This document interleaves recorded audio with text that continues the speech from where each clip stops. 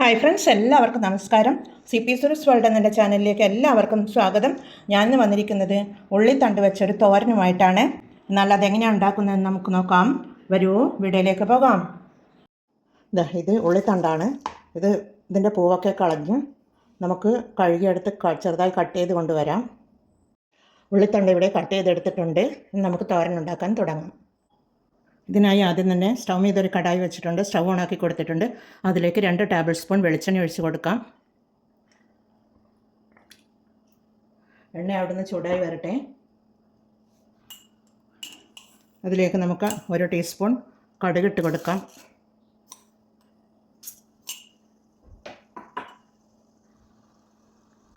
പിന്നീട് 1/2 ടീസ്പൂൺ ജീരകമാണ്, അതിട്ട് കൊടുത്തിട്ടുണ്ട്.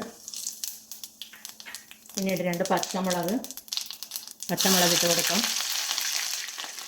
പിന്നെ ഒരു മീഡിയം സൈസ് ഉള്ളിയാണ്, ഇത് ചെറുതായി കട്ട് ചെയ്തിട്ടിട്ടതാണ്, അതുകൂടി ഇട്ട് കൊടുക്കാം. പിന്നീട് ഒരു 3 അല്ലി വെളുത്തുള്ളി കട്ട് ചെയ്തിട്ടതാണ്, അതുകൂടി ഇട്ട് കൊടുക്കാം.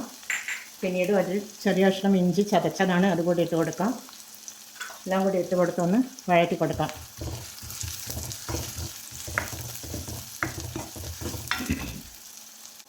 പിന്നീട് ഇതിലേക്ക് പൊടികൾ ഇട്ട് കൊടുക്കാം. മഞ്ഞൾ പൊടിയാണ്, 1 ടീസ്പൂൺ മഞ്ഞൾ പൊടി ഇട്ട് കൊടുത്തിട്ടുണ്ട്.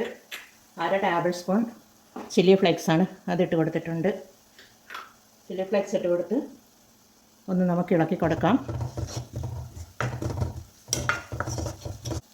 പിന്നീട് അതിലേക്ക് ഒരു അരമുറി തേങ്ങയുടെ പകുതിയാണ്, അത് തേങ്ങ നമുക്ക് ഇട്ട് കൊടുക്കാം.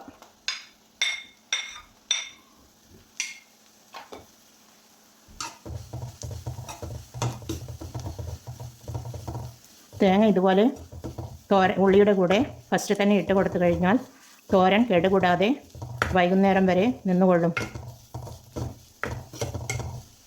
അതുകൊണ്ടാണ് തേങ്ങ ഫസ്റ്റിലെ ഇട്ട് കൊടുത്ത് ഒന്ന് വഴറ്റി കൊടുക്കുന്നത്.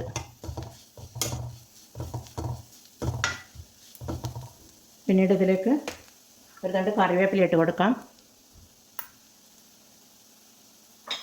അതിനുശേഷം നമ്മുടെ ഉള്ളിത്തണ്ട് ഇട്ട് കൊടുക്കാം.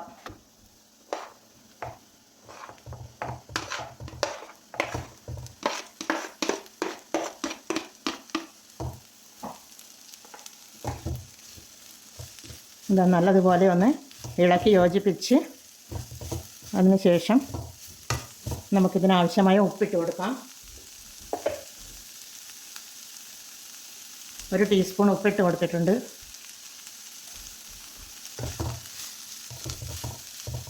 അത് ഇട്ട് കൊടുത്തൊന്ന് നല്ലതുപോലെ ഇളക്കി യോജിപ്പിച്ച് ഇതുപോലെ അമർത്തി കൊടുത്തൊന്ന് മൂടിയിട്ട് കൊടുക്കാം.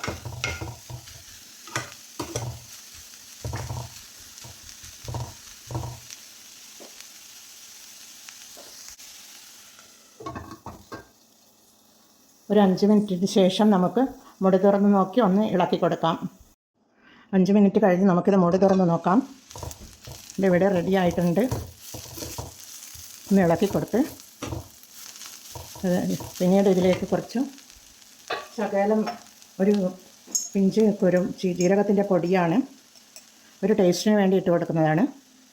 ജീരകം ഫസ്റ്റിൽ ഞാൻ കടുക് വറുത്തിടുമ്പോൾ ഇട്ടിരുന്നു. എന്നാലും ജീരകത്തിൻ്റെ പൊടി എടുക്കുമ്പോൾ അതിൻ്റെ ഫ്ലേവർ ഉണ്ടാവും. പിന്നീട് ലാസ്റ്റ് നമുക്ക് മല്ലിയില തൂവിക്കൊടുത്ത് തീ ഓഫ് ചെയ്ത് കൊടുക്കാം. ഒന്ന് ഇളക്കി കൊടുത്ത് തീ ഓഫ് ചെയ്ത് കൊടുക്കാം. നമുക്കിതൊരു സർവിങ് പ്ലേറ്റിലേക്ക് മാറ്റാം. നല്ല മണം വരുന്നുണ്ട്, ഉള്ളിയുടെ നല്ല മണം വരുന്നുണ്ട്. നമുക്കിത് അമർത്തി കൊടുത്ത് ഒന്നുകൂടി മൂടിയിട്ട് കൊടുത്ത് തീ ഓഫ് ചെയ്ത് കൊടുക്കാം. എന്നാൽ ഞാനിതൊരു സർവിങ് പ്ലേറ്റിലേക്ക് മാറ്റിയിട്ടുണ്ട്. ചോറിൻ്റെ കൂടെയും ചപ്പാത്തിയുടെയും കഴിക്കുവാൻ നല്ലൊരു ഡിഷാണിത്. എന്നാൽ എല്ലാവരും ഇതുപോലെ ട്രൈ ചെയ്ത് നോക്കി ഫീഡ്ബാക്ക് അറിയിക്കണേ. കമൻറ്റും സബ്സ്ക്രൈബും ചെയ്ത് സപ്പോർട്ട് ചെയ്യണേ.